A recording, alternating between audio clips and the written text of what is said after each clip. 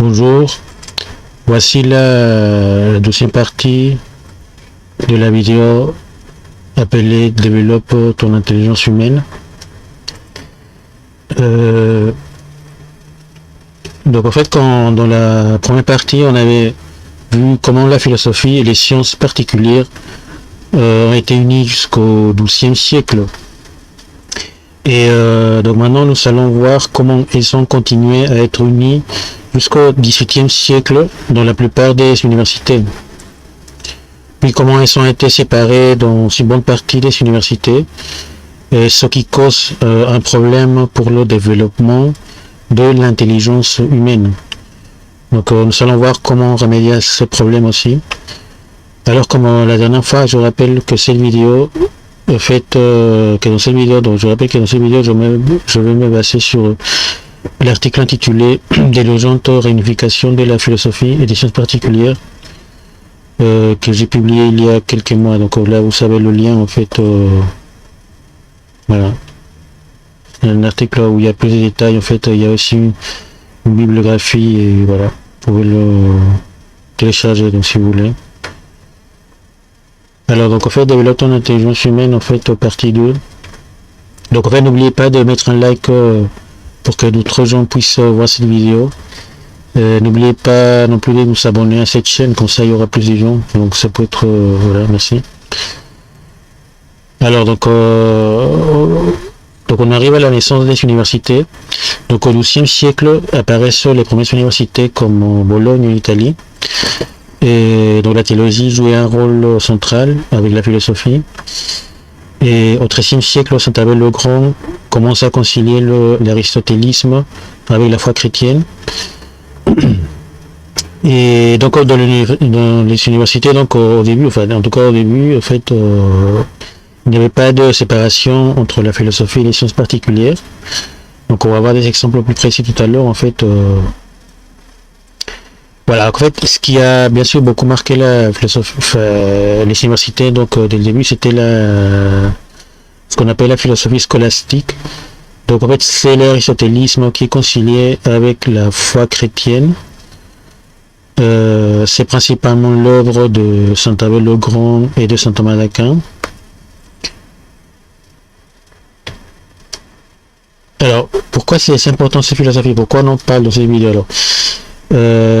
Donc ça a eu un rôle important dans la plupart des universités jusqu'au XVIIIe siècle. Et elle joue encore un rôle dans les universités catholiques, donc il y en a beaucoup encore des universités catholiques. Et elle est toujours enseignée dans la plupart des départements de philosophie dans les universités laïques. Donc elle est importante pour comprendre la formation des universités et leur histoire. Et elle était, en fait, et toujours actuellement aussi, elle était tout à fait ouverte aux sciences particulières. Et surtout, voilà, pourquoi on en parle aussi, parce qu'elle est importante pour la formation intégrale de l'intelligence humaine. Donc on va développer tout ça, en fait. Donc en fait, bon, maintenant, juste quelques mots sur Saint Abel le Grand, parce que justement, lui, en fait, c'était un grand exemple, justement, de quelqu'un qui pratiquait en même temps la philosophie et les sciences particulières. Donc Saint Abel le Grand est né vers 1200 et il est mort en 1280. Dans ses écrits, il cite les commentaires d'Aristote comme dans sa métaphysique. Il a commenté presque toute l'œuvre d'Aristote.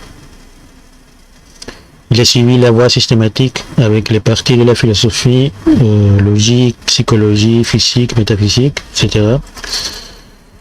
Abel le Grand reprend donc un projet qui a été poursuivi pendant des périodes différentes et dans des cultures différentes, et donc c'est important pour l'humanité. Donc en fait il reprend en fait cette tradition aristotélicienne dont on a parlé dans la première vidéo. Donc en fait et voilà, donc comme je disais en fait bon, donc il est l'un des premiers philosophes appelés scolastiques. Il était aussi naturaliste, il pratiquait la minéralogie. Et donc il pratiquait aussi la philosophie et les sciences particulières. Voilà, donc en fait, c'est intéressant pour lequel on appelle aussi Abel le Grand. Donc il avait une connaissance universelle Et bon, bien sûr, il s'est distingué, ça ne veut pas dire que c'était le seul, seulement que d'autres gens, bien sûr, pratiquaient aussi la philosophie et les sciences particulières, seulement que lui, bah, il était très fort en philosophie et en sciences particulières, donc en fait, il a fait beaucoup d'apports, donc c'est pour ça on l'appelait Saint-Abel le Grand. Mais voilà, et d'autres gens, bien sûr, dans les universités, il y avait une unification entre la philosophie et les sciences particulières. Donc après, en fait, l'un des étudiants, enfin, de Saint-Abel le Grand, quand il était professeur à Paris, était saint Thomas d'Aquin, donc qui a continué l'œuvre scolastique, et donc il suit aussi la voie systématique initiée par Aristote. Saint Thomas d'Aquin, donc il étudie aussi les sciences particulières, donc la physique, la médecine, l'économie, enfin, voilà, donc en fait, voilà, ça montre, c'était vraiment des exemples des gens qui pratiquaient à la fois la philosophie et les sciences particulières. En plus, bien sûr, il y a la théologie, bien sûr, parce qu'il c'est important de rappeler que autant Saint-Abel le Grand que saint Thomas d'Aquin étaient aussi des grands théologiens. Donc en fait, voilà, c'est important. Alors, on va juste quelques mots sur la métaphysique, l'anthropologie et l'éthique dans la vie scolastique. Donc, en fait, grâce à la métaphysique, on prouve, entre autres, l'existence d'un être premier ou premier moteur qui est en réalité Dieu. Avec la philosophie classique de l'homme, appelée aussi anthropologie, on étudie la nature humaine, ce qui inclut l'étude de son âme. Et donc la philosophie de l'homme et la métaphysique sont les fondements de l'éthique.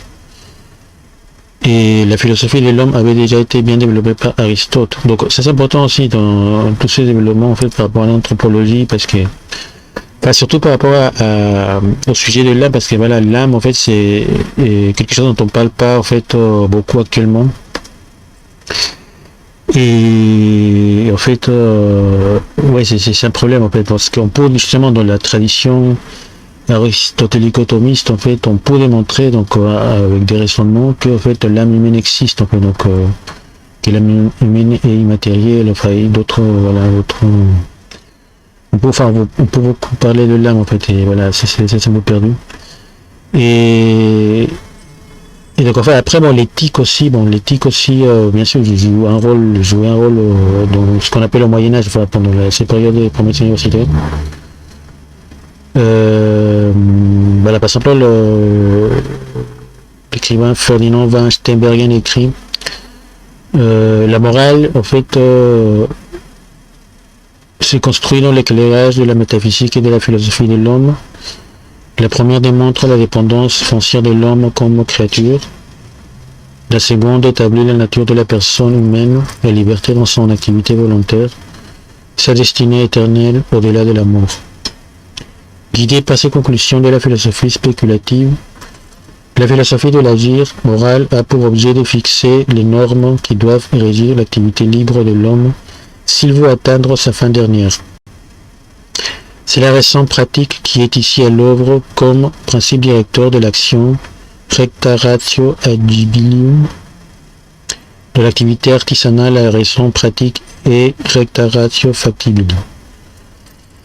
Donc voilà, donc en fait l'éthique, en fait voilà, comme on l'a dit tout à l'heure, en fait l'éthique a besoin de la philosophie, de la métaphysique et de la philosophie de l'homme. Donc comme on disait tout à l'heure, dans la philosophie de l'homme, on étudie l'âme, cette âme humaine, et pour montrer que cette âme humaine est aussi matérielle et puis qu'elle survit aussi à la mort physique, en fait. Donc il y a une séparation après entre et donc en fait c'est pour ça qu'on parle après de destinée éternelle, donc au-delà de la mort. Donc tout ça c'est lié en fait, et tout ça c'est tellement voilà, au cœur de l'enseignement de l'université. En fait, l'université devait montrer en fait aux étudiants, toujours bien sûr, toujours actuellement, doit montrer aussi la nature humaine, en fait son âme, et aussi ses destinées éternelles en fait, et comment s'y préparer. Donc d'où l'importance de l'éthique. Donc en fait l'éthique,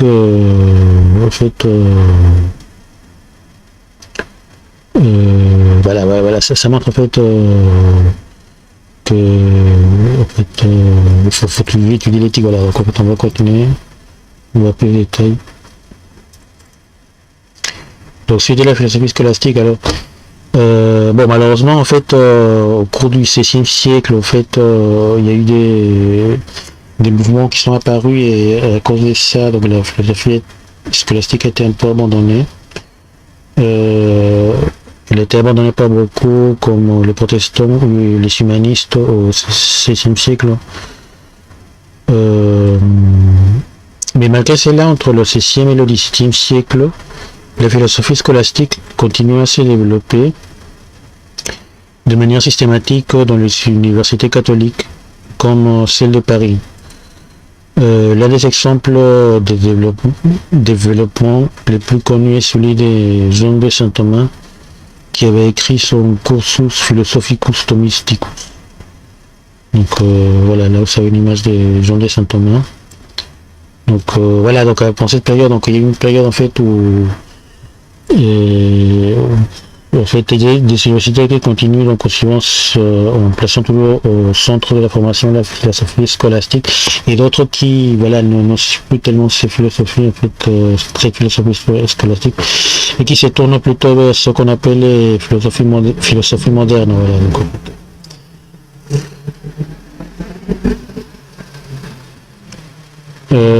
voilà, donc en fait, comme on le voit en fait jusqu'à la fin du XVIIe siècle, dans les universités, il y avait une formation intégrale de l'intelligence humaine. Cela a duré donc 6 siècles en fait. Et voilà pourquoi on en parle aussi beaucoup dans ces vidéos, enfin pourquoi on parle de la scolastique, parce que voilà, la scolastique a joué un rôle jusqu'au XVIIIe siècle, jusqu'à la fin du XVIIIe en fait.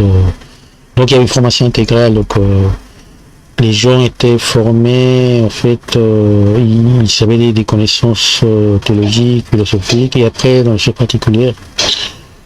Et donc tout ça c'est important pour la formation intégrale de l'intelligence humaine, voilà.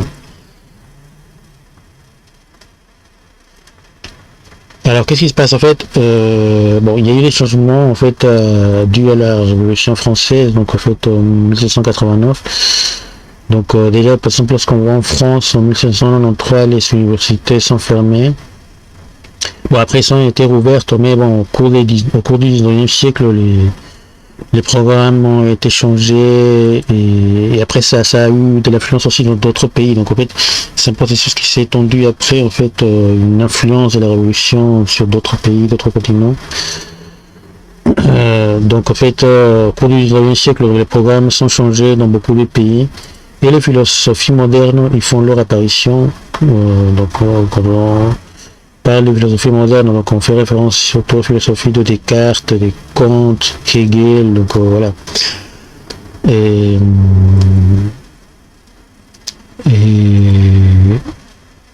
donc c'est une période aussi où les écoles polytechniques sont créées. Et alors c'est quoi le problème, c'est quoi le problème, c'est qu'en fait c'est une bonne partie de ces philosophies modernes en fait, pas toutes mais une bonne partie rejette en fait la métaphysique en fait, la métaphysique classique en fait, voilà, notamment en fait le kantisme en fait, voilà c'est ça le problème, le kantisme voilà, c'est beaucoup distingué en fait à cause de ces rejets en fait de la métaphysique classique. Et donc selon Kant, on ne peut pas vraiment montrer qu'il y a un premier moteur, et donc après l'éthique perd l'un de ses fondements. Donc en fait c'est vrai, et donc au cours du 19e siècle on voit que les scientifiques étudient de moins en moins la philosophie aussi.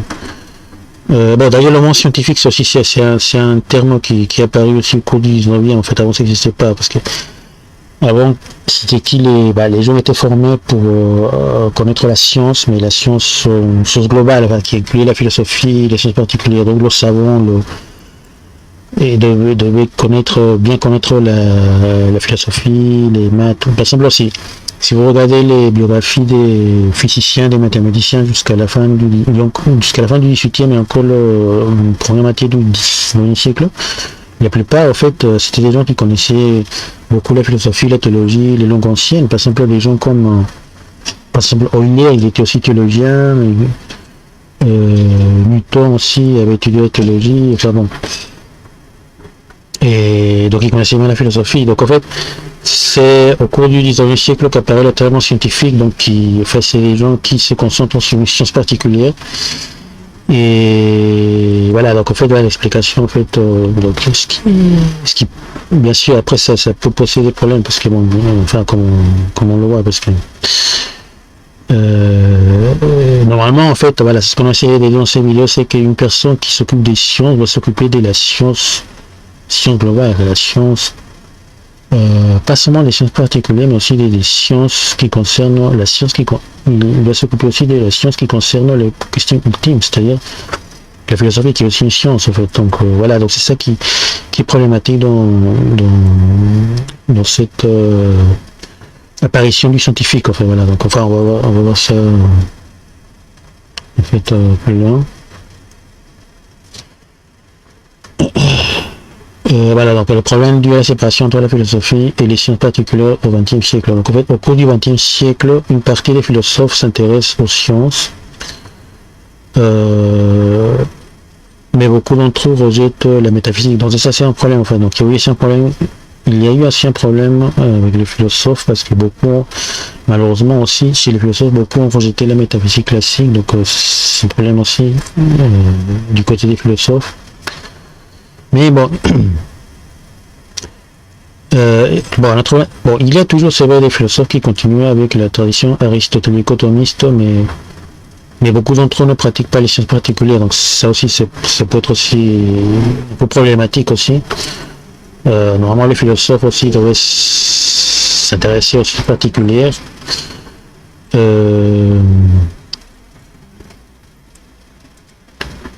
Bon, actuellement, en fait, une partie scientifique étudie l'épistémologie, c'est vrai, en fait, presque tous, en fait, c'est vrai que l'épistémologie est assez largement enseignée. Donc, l'épistémologie est enfin c'est l'étude, enfin, pour la critique philosophique des sciences, il faut l'étude des méthodologies de la science, en fait, des sciences. Dans les sciences humaines, il y a des réflexions éthiques, mais c'est souvent coupé des fondements métaphysiques classiques et de la philosophie de l'homme classique. Donc ça peut poser aussi des problèmes aussi dans les sciences humaines. Donc, c'est vrai que dans les sciences humaines, il y a plus de philosophie que dans les sciences exactes, en fait, mais si c'est coupé aussi la métaphysique, ça peut poser aussi d'autres problèmes, en fait.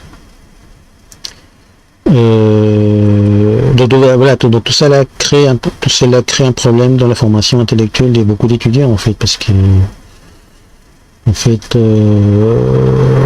soit en fait il y a des gens qui étudient les sciences particulières mais n'étudient pas beaucoup la philosophie, et il y a aussi beaucoup de gens qui étudient la philosophie mais qui ne s'intéressent pas beaucoup aux sciences particulières, donc ça aussi ça peut être un problème aussi.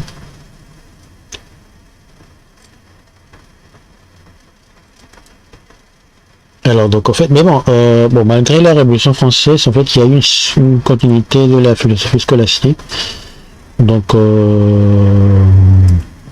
continue à parler parce que, comme on a dit, en fait, c'est une philosophie qui tient compte de la métaphysique classique, qui montre l'existence du premier moteur, qui est Dieu, de l'âme humaine éternelle. C'est pour ça qu'elle est importante, et c'est pour ça qu'on en parle dans cette vidéo. Elle est importante pour notre intelligence humaine. Donc en fait, malgré la Révolution française, la scolastique continue à être enseignée au 19e siècle et jusqu'au 20e siècle, notamment dans les universités catholiques. Et prend aussi souvent le nom de philosophie thomiste. Elle est toujours enseignée dans la plupart des départements de philosophie dans les universités laïques. Voilà, enfin, dans les universités laïques aussi, il est enseigné souvent parce qu'il fait partie de l'histoire de la philosophie, donc il y a toujours on trouve aussi des formations en histoire de la philosophie scolastique, donc il joue toujours un rôle, pas. Voilà, seulement que voilà, la différence c'est que dans beaucoup d'universités laïques, même si dans les départements de philosophie, on enseigne la scolastique, il n'a pas l'influence qu'elle avait avant dans tout l'ensemble des universités, donc c'est ça la différence. Par contre, dans beaucoup d'universités catholiques, elle joue un rôle fait global dans la formation, dans les autres formations. Voilà. Donc c'est la différence entre les universités catholiques et les universités laïques en fait. Donc enfin pas forcément toutes, mais bon, dans beaucoup d'universités catholiques, donc la philosophie thomiste vraiment joue un rôle en fait. Elle est claire comme ensemble quand même des formations. Enfin jusqu'à certains points quoi. Donc en fait bon.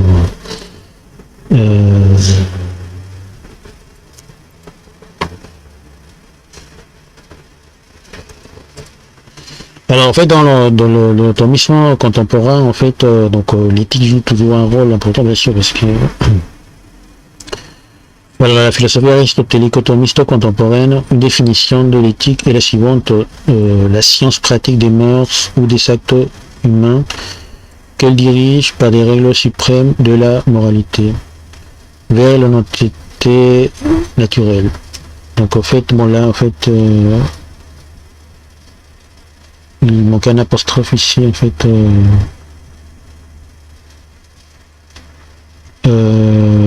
donc en fait voilà c'est la science pratique des mœurs ou les actes humains en fait qui dirige par des règles suprêmes de la moralité. Donc en fait voilà, il s'agit d'une science donc qui concerne les actes humains. Donc voilà, on s'intéresse donc aux actes humains en fait et donc le but c'est l'honnêteté naturelle. Et voilà, donc c'est pour ça que c'est important aussi pour les gens qui s'occupent des sciences particulières parce que en fait il faut agir aussi avec honnêteté aussi avec les sciences particulières, enfin, surtout quand on utilise des sciences en fait particulières qui peuvent avoir en fait une influence comme la physique en fait, enfin notamment certaines parties de la physique comme la physique nucléaire ou aussi en informatique avec l'intelligence artificielle. Donc en fait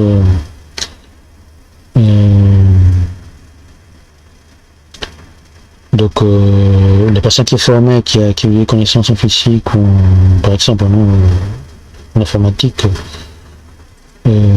doit bien diriger ses actes en fait, donc vers l'honnêteté naturelle.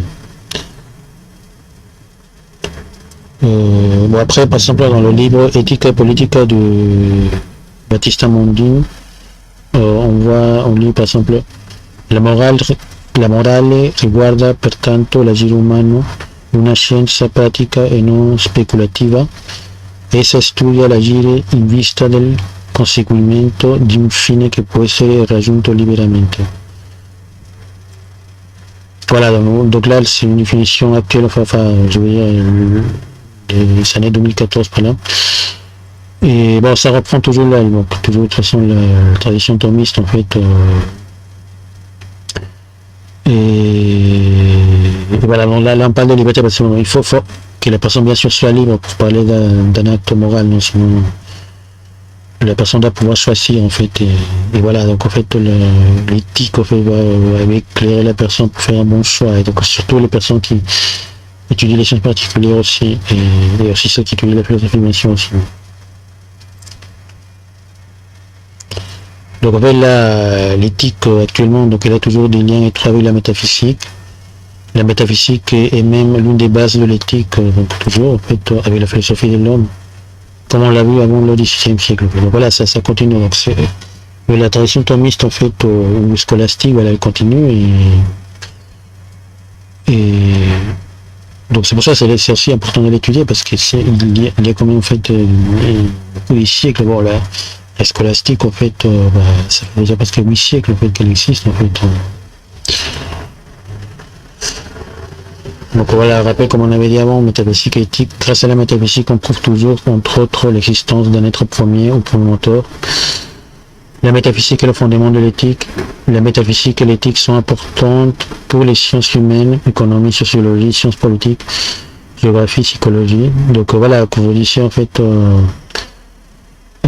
pour les sciences humaines aussi, c'est vrai que dans les sciences humaines en fait il y a plus de philosophie que dans les sciences exactes, mais c'est important aussi de tenir compte de la métaphysique en fait et de la philosophie de l'homme en fait classique en fait qui montre l'existence de l'âme humaine en fait et donc de l'éthique classique aussi. Donc tout ça c'est important pour pour la vie économique aussi. L'éthique, c'est important en économie, en sociologie, en sciences politiques, pour la politique, pour les actions politiques. Et donc voilà, donc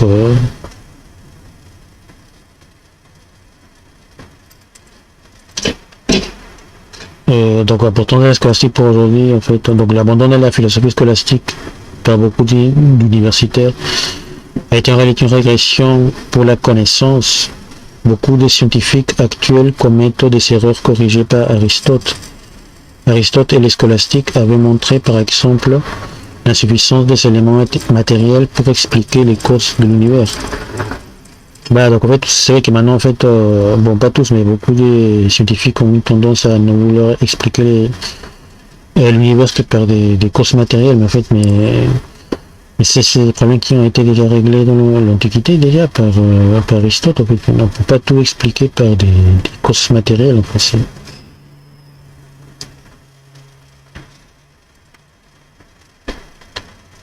Donc, la scolastique est toujours importante pour l'humanité car elle est le fruit de plus de 2000 ans de réflexion menée par des savants de différentes cultures. Elle est importante car elle concilie la raison avec la foi chrétienne qui influence le monde aussi, donc ça c'est important. Elle est importante car, entre autres, elle montre rationnellement l'existence des dieux, cause de l'univers.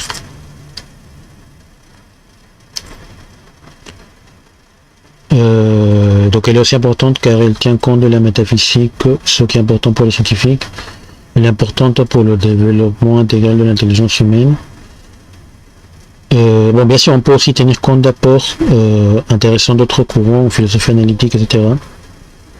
Tout en suivant toujours la métaphysique classique. Donc, enfin, ce que je veux dire, donc c'est important de préciser, c'est que quand on propose la philosophie scolastique, ça ne veut pas dire qu'on rejette tous les autres courants. En fait, non. Il y a des éléments qui sont vrais dans d'autres courants philosophiques.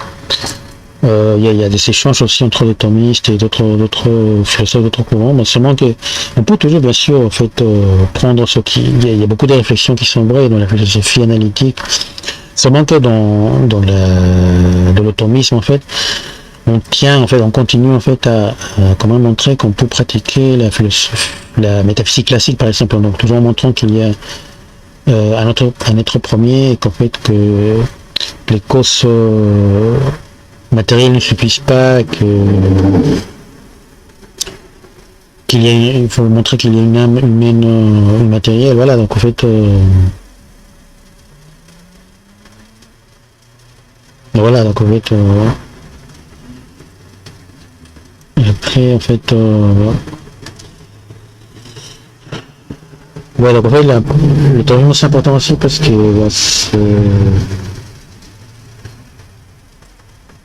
en fait, le thomisme aussi, grâce au thomisme ou à la scolastique, en fait, on continue à enseigner des notions importantes pour la compréhension du monde, et bon, par exemple, en fait, l'une des raisons pour lesquelles beaucoup de gens rejettent les preuves de l'existence des dieux et la négation de la causalité dans le monde réel. Et donc ça c'est dû à des philosophes comme Hume par exemple. Le thomisme affirme toujours la notion de causalité. Le philosophe Albert Farr écrivait par exemple la philosophie dite nouvelle, quoiqu'elle soit renouvelée du monisme évolutionniste de Hegel et du vieil Héraclite, est à son tour la négation, on pourrait dire élégante subtilisation des notions fondamentales de la raison humaine, et c'est pour cela, comme nous l'avons si souvent répété, que la crise de la foi provient aujourd'hui d'une crise de la raison elle-même. En effet, cette philosophie plonge ses racines subtiles dans la négation systématique des notions les plus élémentaires du sens commun sur l'être, la substance, le mouvement, la causalité, la contingence, la finalité et les principes premiers d'identité, de contradiction, de causalité, qui sont précisément l'objet de ce premier volume. Les modernistes eux-mêmes en ont fait l'aveu, notamment dans leur très irrévérencieuse riposte à l'encyclique Pacendi de Saint Pie X, où il déclare expressément ne vouloir plus s'incliner devant ces idoles attributs qui sont les conceptions aristotéliciennes et du simple bon sens des mouvements, des causalités, des contingences et des fins. Voilà, donc en fait là dans ce passage en fait, du philosophe dans les phrases en fait on voit les problèmes causés par des philosophies modernes justement qui en fait ont mis des notions importantes en fait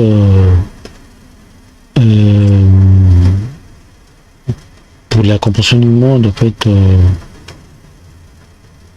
et donc voilà, c'est pour ça qu'en fait c'est important de toujours en fait enseigner, de toujours étudier la philosophie thomiste en fait. Et la philosophie thomiste enseigne toujours ces notions, mais toujours aussi avec ses arguments. C'est pas juste qu'on dit oui, il y a toujours la causalité ou la contingence, la fin. Non. Enfin non, il y a des arguments en fait c'est quand même aussi des arguments qui sont très anciens, enfin qui aussi quand je dis ancien, ça veut pas dire que c'est dépassé. En fait, ancien, quand je dis ancien, ça veut dire que c'est des arguments déjà qui ont été présentés déjà il y a plus de 2000 ans et qui après ont été en fait améliorés en fait selon les sciences et les circonstances des siècles passés. Et voilà, donc il y a 2000 ans en fait d'expérience et on sait comment répondre à des arguments contraires en fait et en réalité ces philosophies modernes non pas vraiment, non pas du tout, de toute façon n'ont pas pu faire disparaître en fait ces notions en fait de causalité, des fins, la finalité en fait et parce qu'en fait d'ailleurs en fait juste en réalité là il faudrait pas croire que en fait si le thomisme n'est pas beaucoup enseigné dans les universités, c'est parce qu'il est dépassé. Non, en fait c'est pas vrai en fait en réalité. En fait, c'est parce qu'il y a eu des changements pendant la Révolution française. Donc, en fait, c'était pas des changements philosophiques. En fait, ça relevait plus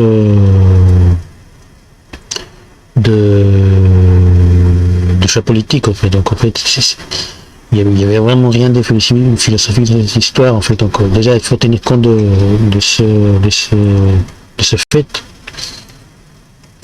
Donc on arrive à la conclusion. Alors en fait, voilà comment on l'a dit en fait, la philosophie et les sciences particulières ont toujours été unies en fait, sauf pendant les 2 derniers siècles, donc dans beaucoup d'universités en fait. Donc il faut repenser beaucoup les formations, il faut repenser beaucoup les formations universitaires, surtout là où il y a une séparation entre la philosophie et les sciences particulières. Pour que les scientifiques étudient davantage la philosophie, il est important d'avoir une formation globale incluant la métaphysique, la philosophie de l'homme et l'éthique. Et voilà, donc en fait, le venir de l'humanité dépend de la formation globale des étudiants. Donc en fait, il faut une nouvelle formation globale en fait. Donc il faut tenir compte de la métaphysique, de la philosophie de l'homme et de l'éthique. Tout cela est important pour l'intelligence humaine et pour la survie de l'humanité. Et le thomisme y contribue beaucoup. Voilà, donc on arrive au bout de cette vidéo. Donc en fait, j'espère que ça vous servira. Donc en fait, vous pouvez la partager avec vos connaissances. Et voilà, n'oubliez pas de liker aussi.